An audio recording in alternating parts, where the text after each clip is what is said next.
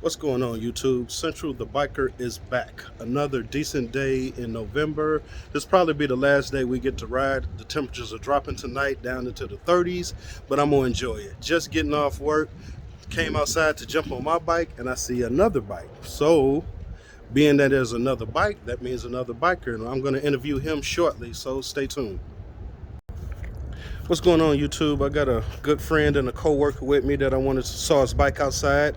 Probably the last day, like I said, that we'll get to ride. So let's see what's on his mind. What's going on, man? What's going on, Sam? Not too much. How you doing? How you doing, man? I'm good. I can't complain on a day like this. Oh, In November, we can't complain, man. What's your name? John. My name's John. Last name's Metz. I work here at, like Central said, at Mariu. Good deal, good deal. What kind of bike do you ride? So this one's a Harley 2007 Sportster. It's an XL 1200 low. Nice, nice. How long have you been riding?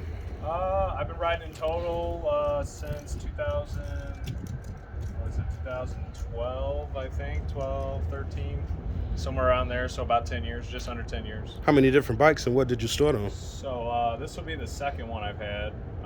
The first one I had was that Gixxer we've talked about before. I know you know about that thing. Right. I've told Central plenty of stories about this thing. But I started on a 2003 Suzuki Gixxer 1000. Nice. That's nice. Yeah. That's a lot of bike. It was a lot of bike. That's a lot of bike to start with. I miss that bit. I bet you do. What's the longest trip you've taken? Really the only trip I've taken, I mean, I've done a lot of just day trips in Missouri, but the only trip I've taken out of state, it was the Tail of the Dragon. How'd you like it? Tennessee. It was wild, man. Unfortunately, I wasn't on the crotch rocket. Yeah. I don't know if I could have handled it on the crotch rocket. That's a mean run. I saw some guys out there dragging knees for sure. Right, and some guys can, but it's not easy. No. But I was out on this thing, and it actually handled pretty well. I was scraping, dude. I was dragging pegs. I was dragging pipes. I was, scraping all kind of shit. But it was good. It was. It took us about 9 hours to get out there, and the way back it took about 9 hours because we stopped about an hour and a half short and stayed just outside of Knoxville. And then on the way home, it was about a good 12 and a half hour ride. Decent scenery. Oh yeah, and we did it in September. So Yeah. it wasn't, the heat was kind of dying off. We had a couple days where it was still hot, but it was kind of that, you got a little bit of that fall brisk weather. Right. Yeah, it was an awesome trip. That was probably about 3 years ago. Nice. Would you do it again? Oh yeah. We were actually thinking about doing it again the very next year. We looked for some different routes, but this, like I said, it was for my buddy's birthday. And we just haven't gone back out since. Not a bad birthday present. No, Not a bad birthday present at all. We got a cabin all. out in the woods, out in the mountains, and everything, dude. Nice. Tellico Plains. That's my recommendation if anybody ever goes out that way. Nice. You heard it. Tellico Plains. Tellico Plains. What do you call your bike? This one, she's got a name. Her name's Shirley. Nice. You got Shirley, a reason why? That's my grandma's name. I like it. So, Respect. yeah. Respect to grandma. My first one, the most obvious name. So my mom's name's Susan, and I was driving a Suzuki, so her name was Susie. Makes sense. Makes sense. I've had names for both my bikes. Nice. So tell me a little bit about the bike. So it was all stock when I got it. I got it from my uncle. It was kind of a garage ornament for him. He had only put 5,000 miles on it. Wow. He was going to try to he wanted $2,500 for it. And my dad basically called me and said, you'd be stupid to pass this up. So I went and took a look at it, and it was definitely worth every bit of $2,500. Was Dad kind of trying to get you off crotch rockets?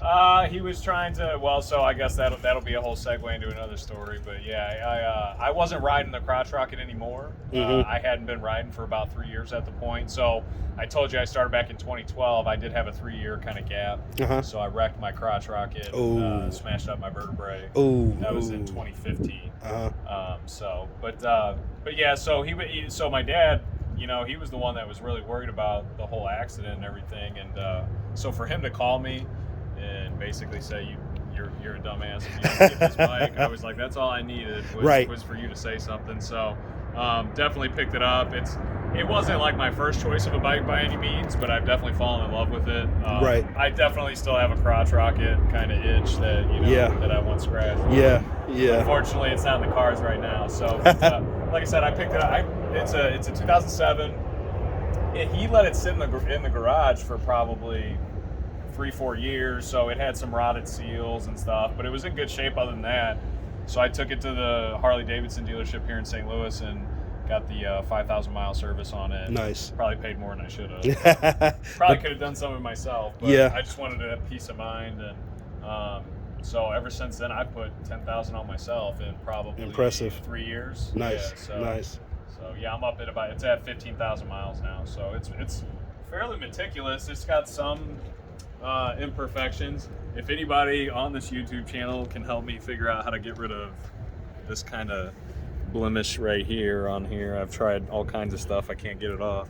But You heard him, YouTube. If you guys got any tricks of the trade, please let us know. That fork, I don't even know what that piece is. It's the bracket that I guess holds the forks together. But as far as anything I've done to it, nothing crazy. It's got the stage 1 on it, the Arlen Ness. This is actually called the stage 2 intake, but the setup is just a stage 1. Right. And then it's got Cobra, I think they're Speedster 909 pipes. I really like the sound of these ones. They're not too loud. Okay.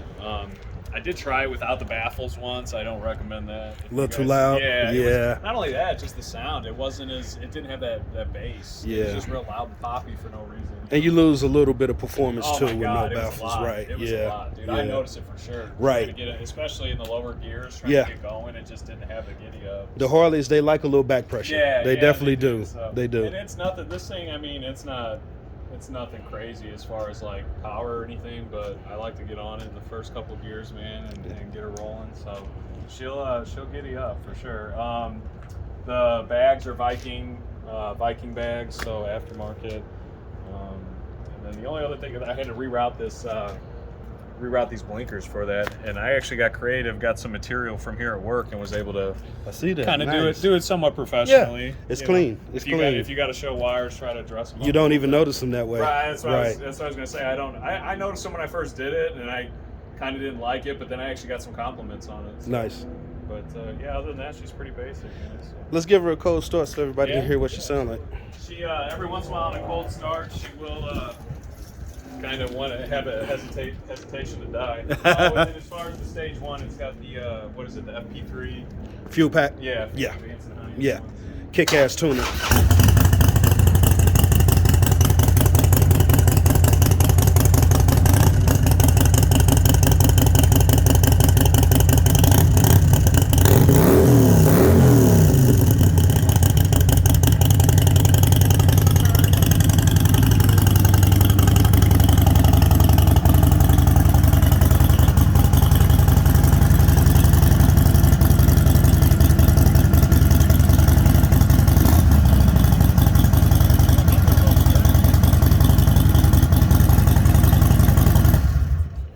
She sounds real good and healthy. Yeah, she definitely sounds healthy. Oh yeah. One last question. Yeah. What's up?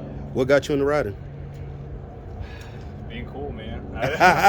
Good answer. I don't know how else to say it. It was, and it's fun. I mean, you know, like boys grow up, you want to ride bicycles, right? Yeah. I mean, it's like there's just something natural, something that pulls you to it. Big boy toys. Yeah, and it's, you know, so I got back from college. I went off to school for 1 year in North Carolina, and when I came back home, I was working with my dad in the summers, and all the guys that he worked, not all of them, but there was quite a few of them that had crotch rockets, and we were working like second, third shift, and we're back in this industrial plaza, right? So, you know, 1 o'clock in the morning, and your coworker hands you the keys to his, you know, his Kawasaki 636. What you gonna do? Yeah, fucking right.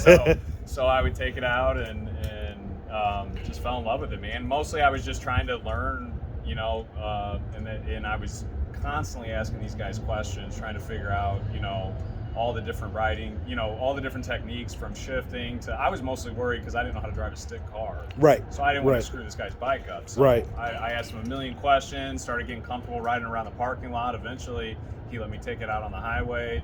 And within 2 or 3 months, I was hooked. I mean, it was, and I was already looking on Craigslist. So one quick last story. So when I bought that Suzuki, I mean, I was so hooked from riding that guy's Kawasaki, but every time I talked to somebody, you know, around there, they were always like, go with Suzuki, right? Right. So I was looking at purely Suzukis on Craigslist. I had found 4 of them and I went and test rode, and viewed 4 of them all in one day.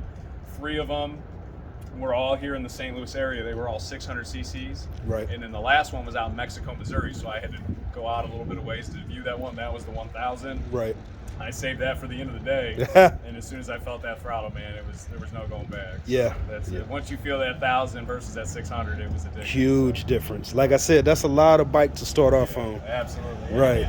And yeah, it's I rode that thing for about 3 or 4 years before I had my accident, and I always tell everybody, a lot of people always tell me, that might have been too much bike, but I don't think it was the bike. It was, I could have done the accident I had. I could have done it on 300 cc. Yeah, and after 3 years, you were probably used to it. No, I took a turn too fast and got too cocky, and And do that on a big bike or a small bike. Oh man, right. Yep. Once I was in the turn, it was too late. There was no stopping it. So, Yeah.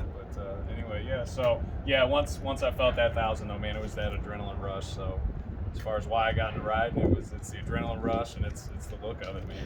I agree. It's I the head definitely turn, agree. Even on the Harleys, I mean, any bike, you see it. I mean, the head turning you get whenever you ride it, it just gives you that, puts a smile on your face. You can't help it. Yeah. If you get off a bike and you don't have a grin on your face, something's wrong. Yeah, you ain't riding it right.